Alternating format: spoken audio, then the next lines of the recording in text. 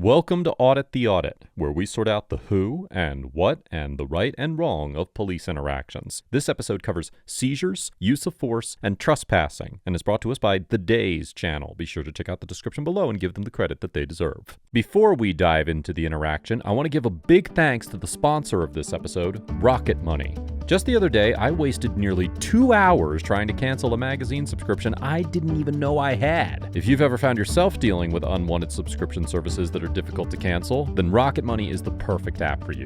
Rocket Money is a personal finance app that helps its users manage subscriptions, lower bills, build a custom budget, and grow your savings all in one place. With Rocket Money, you can automatically monitor your spending by category, get notifications when you've exceeded them, and visualize your spend-to-earn ratio by month, quarter, or year. It also helps negotiate bills for you, from internet to phone and cable, so you can pay less on services you already have. Just snap a picture of your bill and Rocket Money will take care of the rest. I use Rocket Money to help monitor my spending and build monthly and yearly budgets, and it's great for planning because you have all the information you need in one place. You can try Rocket Money for free by heading to rocketmoney.com/audit or clicking my link in the description. To save more and spend less, join the over 5 million members by heading to rocketmoney.com/audit. Thanks again to Rocket Money for sponsoring today's episode. On August 20th, 2022, First Amendment Auditor Daniel Kokoska and another individual were approached by several officers with the New London Police Department, including Lieutenant Joshua Bergeson, while Mr. Kokoska was filming for his YouTube channel, The Constitution State, in the police station parking lot in New London, Connecticut. The interaction that followed was captured on officer body cameras.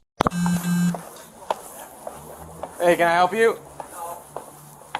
What are you guys doing? Filming. For what? Because I can. That's it. Yeah, that's fine. You like it. Any reason you're filming? Don't want to answer any questions? What about you? You want to answer any questions? Or? They heard this.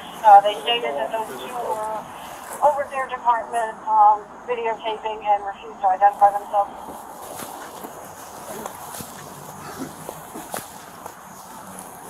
You can get off that car. Thank you. Yeah. Thank you.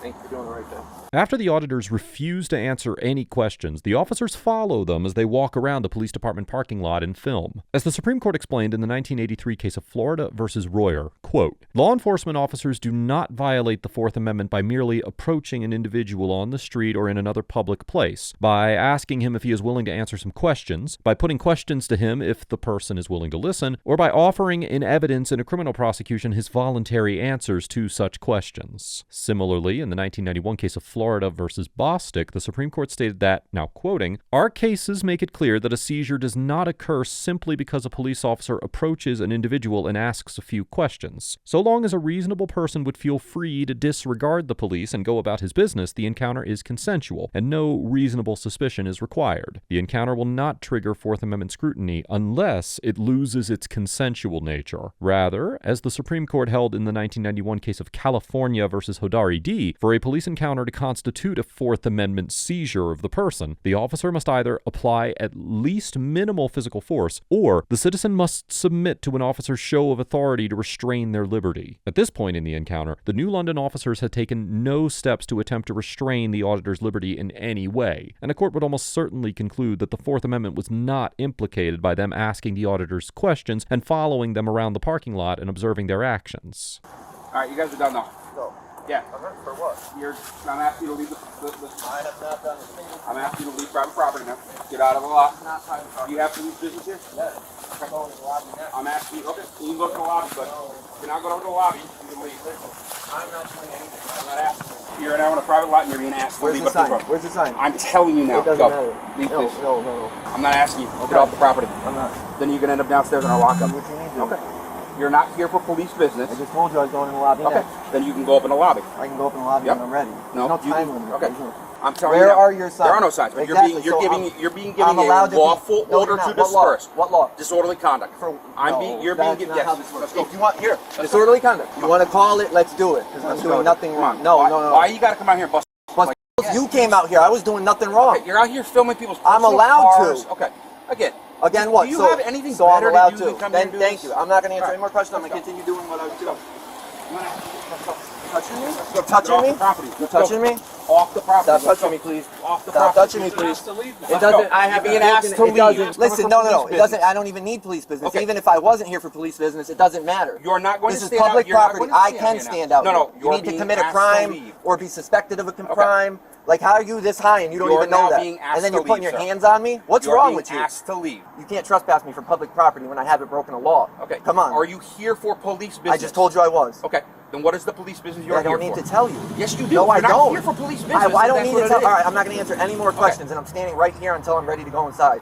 And we're going to stand right here with Go you. ahead. Okay. I got all night, dude. I got till 7 o'clock in the morning. Can you start touching me? Can you? No. I'm allowed to move. Okay. And so am I. Okay, just keep touching me. Let's go. Jay, take your camera out. Let's go. Excuse me, sir. Do you really want to do this? I don't care, because I haven't done Let's anything go. wrong. You're the one making yourself look like Get a clown. off the property. No. When Mr. Kokoska refuses to leave the parking lot, Lieutenant Bergeson runs into him several times with his body and physically pushes him. We will discuss the legality of Lieutenant Bergeson's order that Mr. Kokoska leave the property later in this episode, but assuming for the sake of argument that the order was in fact lawful, a court would probably conclude that this use of force was not constitutionally excessive. In general, the Fourth Amendment authorizes officers to use force that is quote-unquote reasonable under the circumstances when conducting seizures, and, as the Supreme Court explained in the 1989 case of Graham versus Connor, quote, Fourth Amendment jurisprudence has long recognized that the right to make an arrest or investigatory stop necessarily carries with it the right to use some degree of physical coercion or threat thereof to effect it. This interaction does not constitute the typical Fourth Amendment seizure of a person, where an officer is attempting to detain or arrest an individual, as Lieutenant Bergeson was using force in an apparent attempt to get Mr. Kokoska to leave. However, the Second Circuit Court of Appeals, which has jurisdiction over Connecticut, determined in the 2015 case of Salmon versus Blesser that although the Fourth Amendment is not implicated when an officer orders an individual to leave a public area and uses quote-unquote guiding force to direct them as needed, an officer's intentional use of physical force to restrain an individual and control his movements constituted a Fourth Amendment seizure, even when the officer's ultimate purpose was to secure the individual's departure from a location rather than to prevent him from leaving. While there is certainly a strong argument under this precedent that Lieutenant Bergeson's use of force amounted to a Fourth Amendment seizure, even if a court did conclude that the Fourth Amendment was implicated, it is likely that it would also determine that the seizure was reasonable if the order to leave the property was lawful. However, if the order was unlawful, it is more likely that a court would conclude that this use of force was excessive. You don't need to be on If you had a reason or you could really arrest me, you already would have done it. Saturday, I don't feel like leaving downstairs all weekend. I really don't. I don't believe that. What is your police business? I'm doing what I need to do. Okay. So if you go near a personal car, I'll go near whatever. Okay. I'm going to tell you, No. you're No, wrong. I can record those things to cars. do I with can you. record any Okay. car in this parking lot if I I want. catch you touching a vehicle or trying to open a door, I want to arrest you. Now it goes to that. Did you see me do that before you touched me but and did if all I that? Catch you doing it. Did you see me? I got do better it? to do. That's what you keep saying, but you're out here. You would have never came out here if you had something better to do. If you need something, come up into the lobby and deal with it. I'll be out there when I'm ready. We're all set. Thank you. Lieutenant Bergeson tells Mr. Kokoska that if he touches any vehicle or tries to open the doors, he will be arrested. In general, Connecticut does not criminalize merely touching another individual's property if there is no damage or threat of damage. For example, both the first and second degree criminal mischief statutes found in sections 53A-115 and 53A-116 of the Connecticut General Statutes state that an individual is guilty of criminal mischief when, now quoting, with intent to cause damage to tangible property of another and having no reasonable ground to believe that such person has a right to do so, such person damages tangible property of another. Likewise, the offense of third-degree criminal mischief, found in section 53A-117 of the General Statutes, requires either intentionally or recklessly damaging tangible property of another, or tampering with tangible property of another, and thereby causing such property to be placed in danger of damage. According to the jury instructions for this offense, to tamper with property means to quote-unquote physically interfere with it. Accordingly, while touching a vehicle or trying to open a door could constitute tampering under the criminal mischief statute, such actions would typically not place the property in danger of damage, unless the door was opened haphazardly or the touching was particularly forceful. However, if Mr. Kokoska opened or attempted to open the door of a vehicle, it is likely that he could be lawfully arrested on probable cause of burglary, criminal trespass, or at the very least, attempted burglary or criminal trespass. Under section 53A-103 of the Connecticut General Statutes, quote, a person is guilty of burglary in the third degree when he enters or remains unlawfully in a building with intent to commit a crime therein. And under Section 53A-108, quote, a person is guilty of criminal trespass in the second degree when, knowing that such person is not licensed or privileged to do so, such person enters or remains in a building. Although a vehicle would not be included in the typical understanding of what constitutes a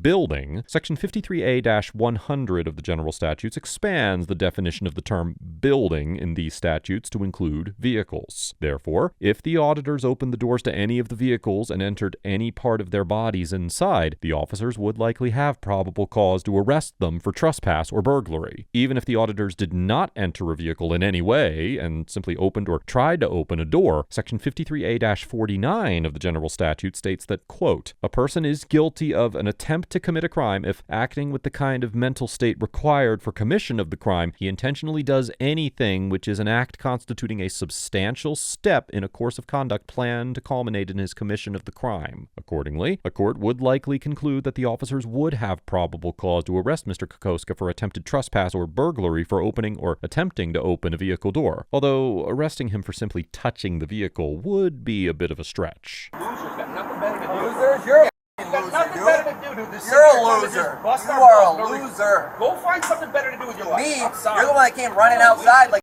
some tough guy, you clown. What a waste of time. Yo, now leave him. After you already touched me, you loser. That's all you're gonna do. You can't. Throw your personal cards right now. What are you gonna do? And I didn't even look at him before. Now I will. Who's above you inside? I need to talk to a supervisor. Hey, babysitter, can I get your name for that? Yeah, Lewis 665. Sadowski 688. Oh, can I help you? Yeah, you're the supervisor. One of them, yeah. So I was outside, walking through your parking lot, taping. Your officers, 3 of them came out. Supervisors started pushing me around, giving out lawful orders. Kept trying to tell me I'm trespassing and I'm disorderly when I wasn't doing anything. Well, it's a lawful order. Yeah, if you're doing it. Oh, if you read the statute for trespass first, after giving a lawful order, Yeah, you have to be committing a crime. regardless if it's posted or not. No, but you have to be committing a crime to be trespassing on public property. All right, well, I'm not going to argue with you on that. Oh. Sergeant Linderson argues that the trespass statute requires individuals to leave property after they are given a lawful order to do so, regardless of whether there are no trespassing signs posted. And Mr. Kokoska claims that the officers cannot trespass him from public property unless he has broken the law. Under Section 53A-107 of the Connecticut General Statutes, an individual commits first-degree criminal trespass when, quote, knowing that such person is not licensed or privileged to do so, such person enters or remains in a building or any other premises after an order to leave or not to enter personally communicated to such person by the owner of the premises or other authorized person. As such, when an order to leave is personally communicated to an individual by an authorized person, posted no trespassing signs are not required. And although Section 53A-109 states that, quote, a person is guilty of criminal trespass in the third degree when such person enters or remains in premises which are posted in a manner prescribed by law or reasonably likely to come to the attention of intruders, this statute allows for individuals to be convicted of trespassing based solely on their decision to ignore the no trespassing signs, but does not create a requirement of posting to sustain any trespassing charges, such as when an order to leave has been personally communicated. Now, while it is clear that Mr. Kokoska received an order to leave from an authorized person, he could potentially have a defense to any trespassing charges under Section 53A-110 of the Connecticut General Statutes, which states that, now quoting, it shall be an affirmative defense to prosecution for criminal trespass that the premises, at the time of the entry or remaining, were open to the public, and the actor complied with all lawful conditions imposed on access to or remaining in the premises. Although there is limited case law interpreting this statute, Mr. Kokoska would have a strong argument that he had not violated a lawful condition to remain on the property, as he was simply engaging in protected First Amendment activity, and that his license to be in the parking lot, which appeared to be held open to the public, could not be extinguished simply because an officer ordered him to leave for arbitrary reasons. Still, Mr. Kokoska's contention that he cannot be trespassed from public property unless he has broken the law is not universally accurate, particularly in situations where the government property in question is not held open for public use. As we have discussed many times on ATA, government ownership or operation of property does not automatically grant unrestricted access to that property to all members of the public at all times. crimes. While certain public properties may indeed be open to the public, the government entity that owns or oversees the property retains the authority to impose restrictions on specific areas. For instance, in the 1966 case of Adderley versus Florida, the Supreme Court upheld trespassing convictions against a group of protesters who refused to leave the premises of a county jail after the sheriff ordered them to do so. In concluding that the convictions did not violate the demonstrators' rights of free speech, assembly, petition, due process of law, and equal protection of the laws, the court reasoned that, quote, the state, no less than a private owner of property, has power to preserve the property under its control for the use to which it is lawfully dedicated, and that, now quoting again, the United States Constitution does not forbid a state to control the use of its own property for its own lawful, non-discriminatory purpose. However, it is important to note that the arrestees in the Adderley case were on a jail driveway that was not normally used by the public, whereas the police department parking lot here appears to be held open for public use, and Mr. Kokoska would have a viable defense if he had been charged with trespassing. You're just like the rest of them. I need 3 complaint forms, and how do I request that body cam footage? Have to go do an FOI. Through records? Okay, so how do I get the complaints? You want a complaint form? How many? No, 3. 4. Three complaint. But there's 2 of you. But you can put more than one officer on a form. Is that what you're No, asking? I want to put. I do them individual. So you want 4? Yeah. Okay. All right, here you go. Can I get your name, badge number? Yeah, right there.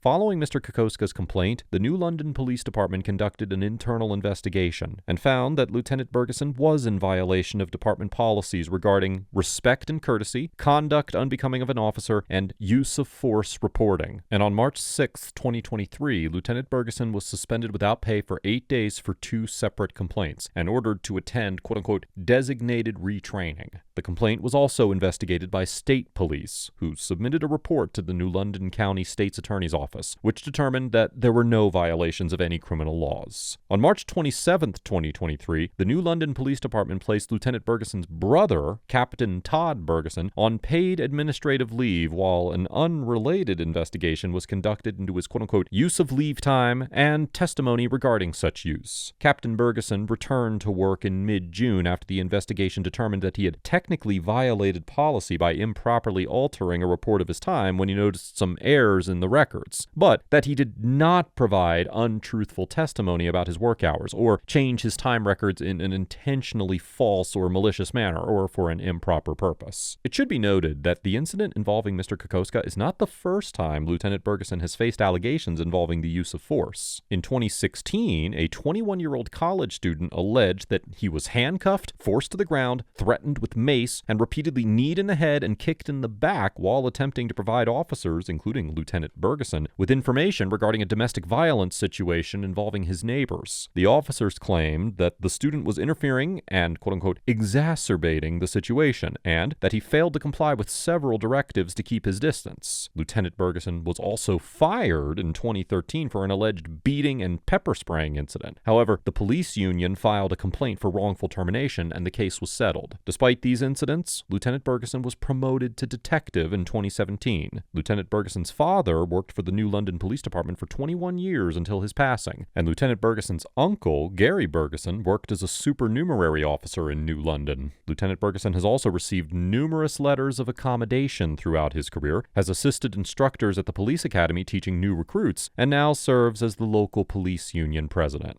Overall, Lieutenant Bergeson gets an F for maintaining a hostile and unprofessional demeanor throughout the encounter, interfering with Mr. Kokoska's First Amendment right to film in public, and using unnecessary and potentially unlawful force against Mr. Kokoska. Even looking at this interaction from a common sense perspective rather than a legal one, it is challenging to understand why Lieutenant Bergeson was so bothered by Mr. Kokoska filming in the parking lot, and what harm he believed he was preventing by trying to force Mr. Kokoska to leave. It would have been much more logical for Lieutenant Bergeson to simply allow Mr. Kokoska to continue to film, with an officer observing if he truly had safety or property concerns, rather than attempt to intervene and risk violating Mr. Kokoska's constitutional rights. Instead, Lieutenant Bergeson chose to interfere, and likely violated the Constitution and earned himself a suspension while doing so. Mr. Kokoska gets an A, because although his contention that individuals cannot be removed from public property if they have not violated the law did not entirely reflect all all of the nuances of the law regarding government property, he overall demonstrated a solid understanding of his constitutional rights and immediately took action by filing a complaint against Lieutenant Bergeson and the other officers involved in this incident. Mr. Kokoska did choose to use some less than respectful language in his encounter with the New London officers, but he was well within his First Amendment rights to do so. Likewise, while an 8-day unpaid suspension may be less discipline than Mr. Kokoska hoped for, it is far more than many officers received for their misconduct, and when combined with the media attention given to this encounter, I believe that Mr. Kokoska's work as an auditor has had an impact. I commend Mr. Kokoska for his strong commitment to defending his First Amendment rights and exposing law enforcement officers who interfere with those liberties. Let us know if there is an interaction or legal topic that you would like us to discuss in the comments below. Thank you for watching, and don't forget to check out my second channel for even more police interaction content.